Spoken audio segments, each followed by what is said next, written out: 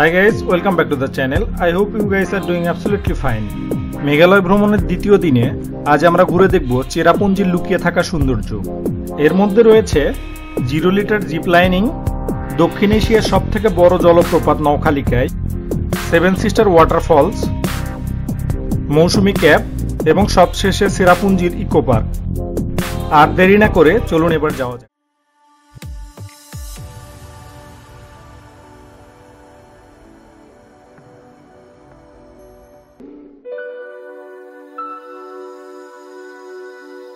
আমরা সকাল সকালই বেরিয়ে পড়লাম শিলং থেকে চেরাপুঞ্জির উদ্দেশ্যে।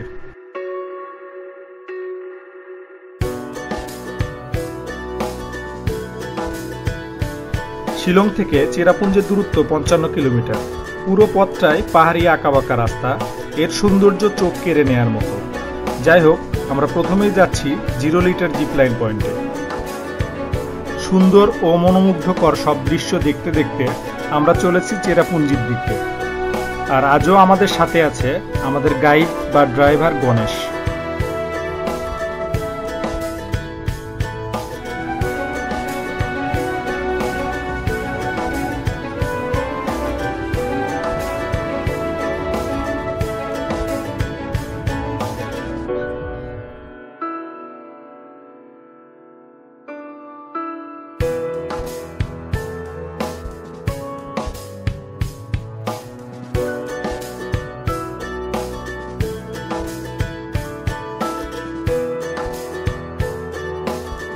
আমরা পৌঁছে গেলাম আমাদের কাঙ্ক্ষিত প্রথম গন্তব্যে।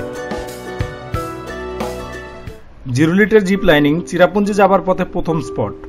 প্রথমেই আমরা এখানকার সবুজে ঢাকা পাহাড় দেখে চোখ জুড়িয়ে নেই। মনে হচ্ছে এখানকার পাহাড়গুলো মেঘ ছুঁয়েছে।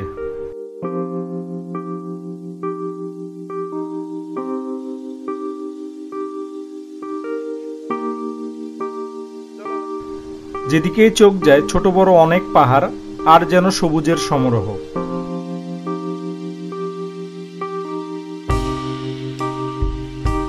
এবার রোমাঞ্চকর অ্যাক্টিভিটি জিপ লাইনিং করার পালা। প্রথমেই এখানে 400 রুপিতে টিকিট নেই, আর বাকি সবকিছু এখানকার ইনস্ট্রাক্টর শিখিয়ে দেয়। চলুন এবার জিপ লাইনিং করা যাক।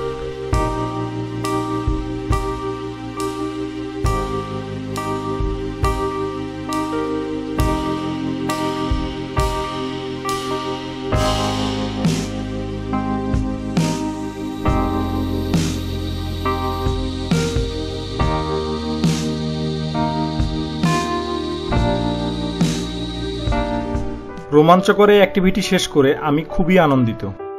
এই রোমাঞ্চকর জিপ লাইনিং অ্যাডভেঞ্চার নিয়ে পরবর্তীতে আরেকটি ভিডিও আপলোড করব আপনাদের জন্য। 0 লিটার জিপ লাইন থেকে এবার আমরা যাচ্ছি পরবর্তী গন্তব্যস্থল দক্ষিণ এশিয়ার সর্বোচ্চ জলপ্রপাত নওখালিকায়।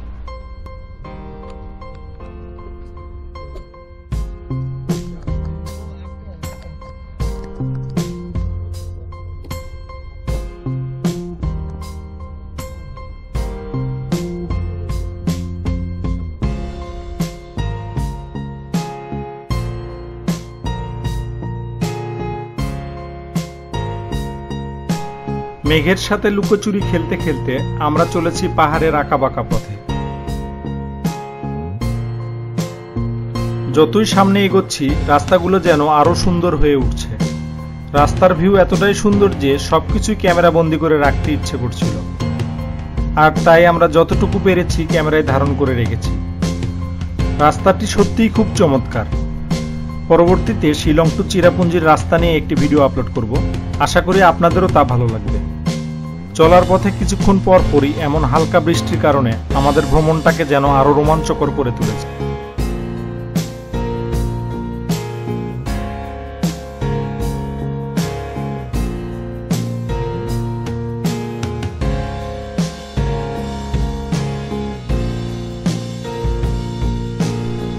আমরা চলে এলাম আমাদের কাঙ্ক্ষিত গন্তব্য নওখালিকায়।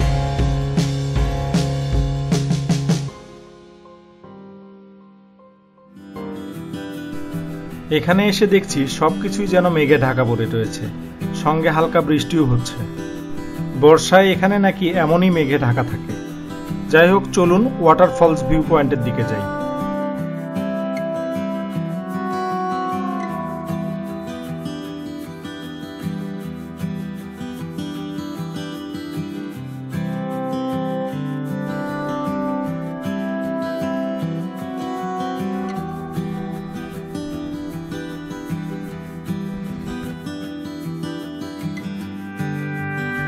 এখান থেকে ওয়াটারফলসটিকে দেখা যাচ্ছে মেঘের আড়ালে একটু একটু করে, সাথে ঝর্ণার আওয়াজও পাওয়া যাচ্ছে।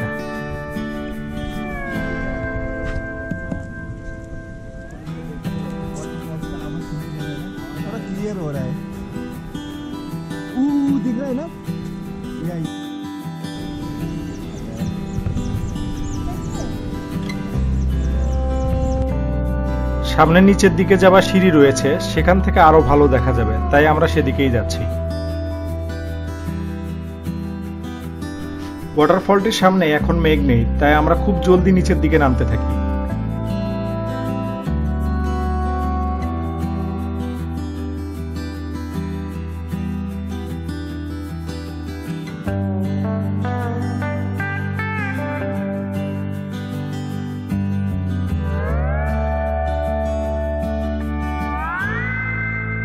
নিচে এসে ফাইনালি আমরা স্পষ্ট দেখতে পারলাম বিশ্বের 17তম উচ্চতার জলপ্রপাত নওখালিকায়।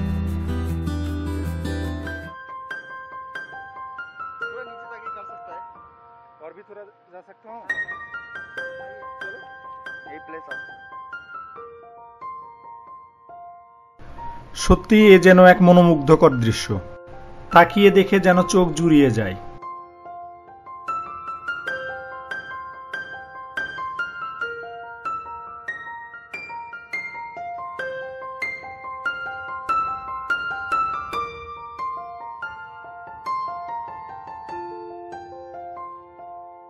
দেখতে দেখতে আবার মেঘে ঢেকে যাচ্ছে নওখালিকায় ওয়াটারফলস।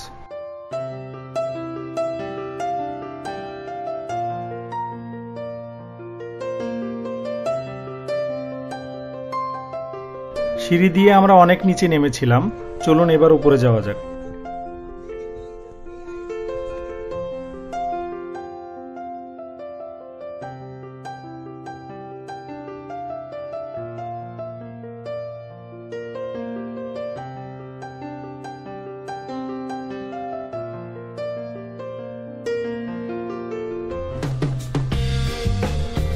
মনোমুগ্ধকর এক দৃশ্য দেখে এবার আমরা যাচ্ছি সেভেন সিস্টার ওয়াটারফলসের দিকে।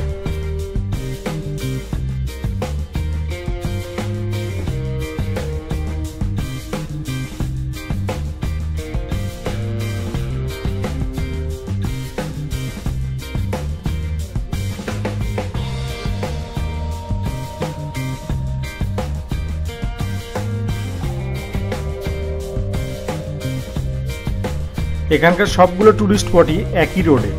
খুব অল্প সময়ের মধ্যে আমরা পৌঁছে গেলাম সেভেন সিস্টার ওয়াটারফলসের সামনে।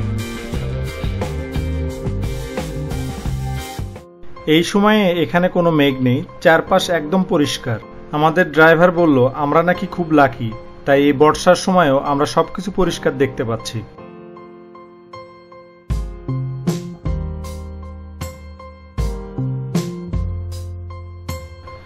ফালি ফালি সাদা মেঘ ঘুরছে সেভেন সিস্টার ওয়াটারফলসের আশপাশে।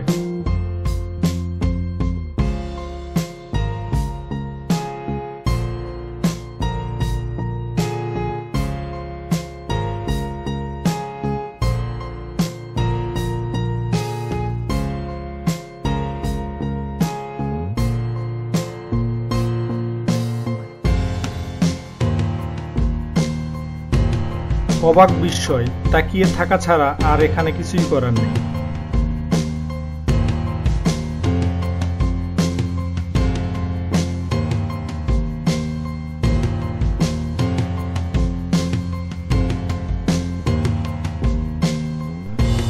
ধীরে ধীরে যেন সবকিছু মেঘের মাঝে লুকিয়ে যাচ্ছে।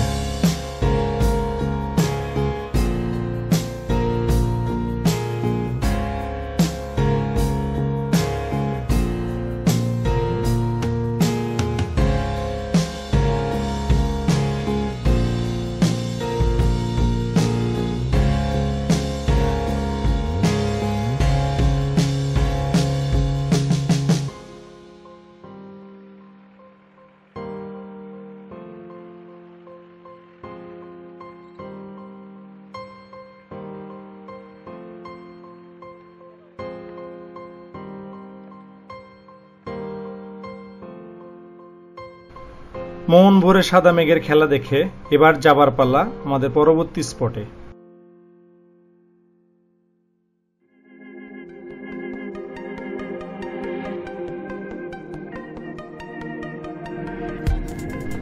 সেভেন সিস্টার ওয়াটারফলস দেখে এবার আমরা যাচ্ছি মৌসুমী ক্যাভ দেখতে।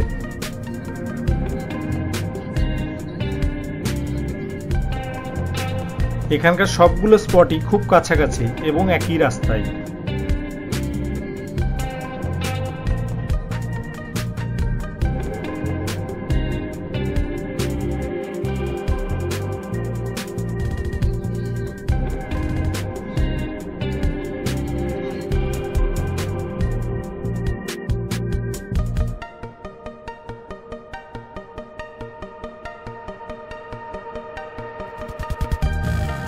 আমরা চলে এলাম মৌসুমী ক্যাভ দেখতে।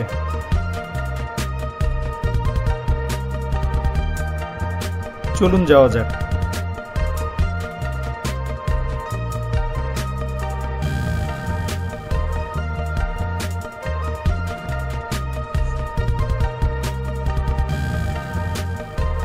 এখানকার টিকিটের মূল্য 30 রুপি করে, আর ক্যামেরার জন্য আলাদা 50 রুপি দিয়ে আমরা এগোতে থাকি গুহার দিকে।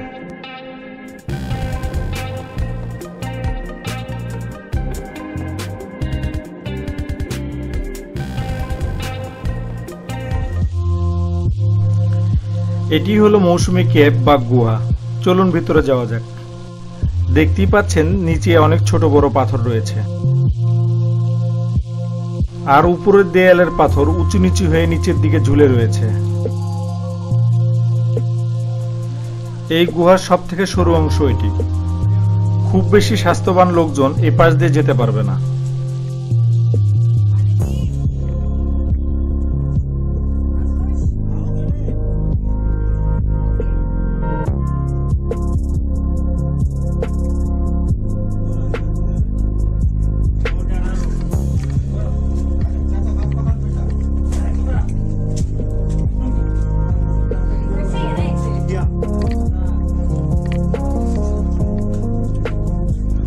গুহার ভিতরের জায়গা স্যাঁতসেঁতে ও পিচ্ছিল। এই ফাঁকা জায়গাটির কারণে এখানকার সৌন্দর্য আরো বৃদ্ধি পেয়েছে। এই ফাঁকা জায়গাটির কারণে ক্যাবের ভিতরে আলো আসতে পারে। এছাড়াও এখানে ইলেকট্রিক লাইট রয়েছে অনেক। চলুন আরো সামনে আগানো যাক।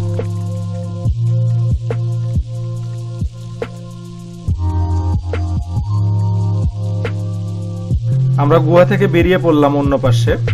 মোট 4-5 মিনিটের পথ এটি।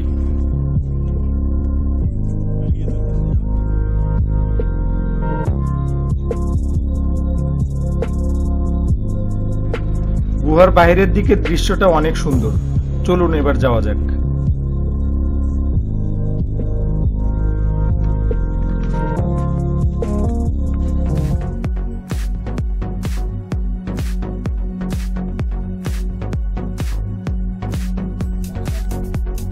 মৌসুমী ক্যাভ দেখে এখন আমরা যাচ্ছি আজকের দিনের শেষ স্পট চেরাপুঞ্জি ইকো পার্কের দিকে, যেখান থেকে সেভেন সিস্টার ওয়াটারফলসের সৃষ্টি হয়েছে।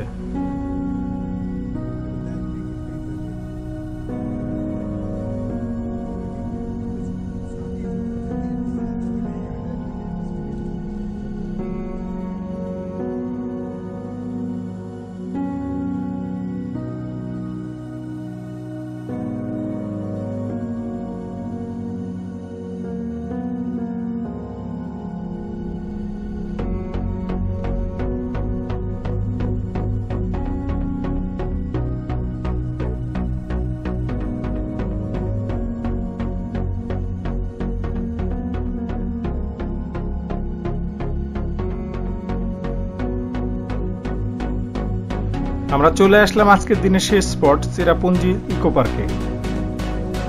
চলুন এবার ঘুরে দেখা যাক।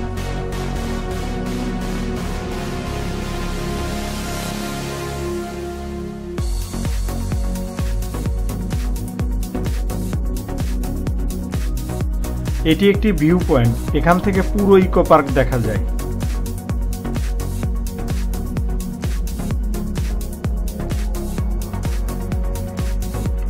চলুন এবার সামনে এগিয়ে যাই।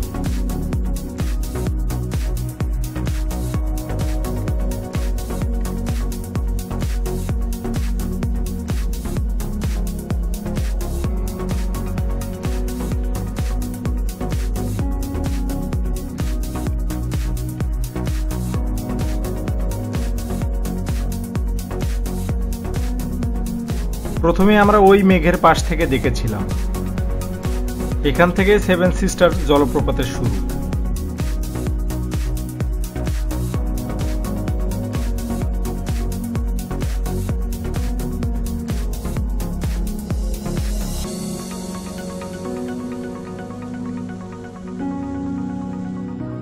এই সেভেন সিস্টার ওয়াটারফলসটিতে বর্ষাতেই পানি থাকে আর শীতের সময় তা শুকিয়ে যায়।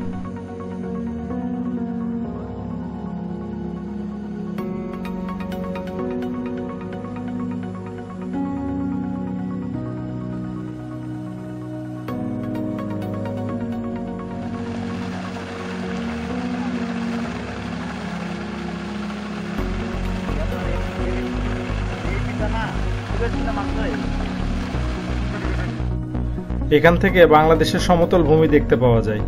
দূরে ও পাহাড়ের পাশেই বাংলাদেশ।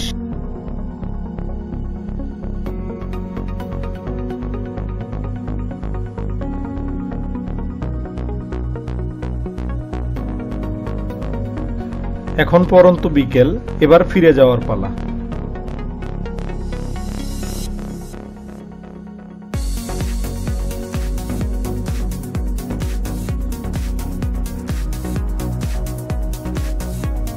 চেরাপুঞ্জি ঘুরে এখন আমাদের শিলং ফেরার পালা।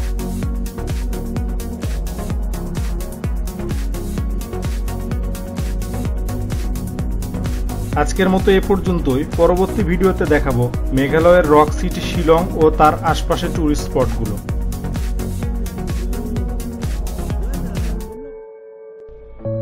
ভিডিওটি ভালো লেগে থাকলে লাইক, কমেন্ট এন্ড শেয়ার করুন। আরও ভিডিও দেখতে ও আমাদের সাথে থাকতে অবশ্যই সাবস্ক্রাইব করুন। Thank you for watching this video.